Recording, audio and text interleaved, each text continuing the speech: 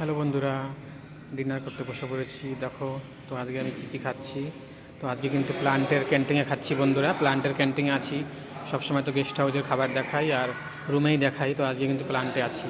তো দেখো এই যে আছে গ্রিন পোলাও, ডাল, একটা সবজি, পনিরের সবজি, আলু ভাজি, আর হচ্ছে গিয়ে এটা ক্ষীর, সাবুদানা ক্ষীর।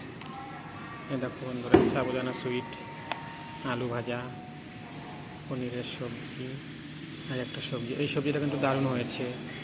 এই সবজিটা অনেক কিছু দিয়ে করেছে, মিক্স সবজি, গাজর, ফুলকপি, বিনস, গ্রিন পিস দিয়ে, ক্যাপসিকাম দিয়ে করেছে, আর পালং শাক বয়েল করে গ্রাইন্ডারে মানে মিক্সিতে পেস্ট করে দিয়েছে। এই সবজিটা কিন্তু দারুণ লাগে খেতে, ফাটাফাটি।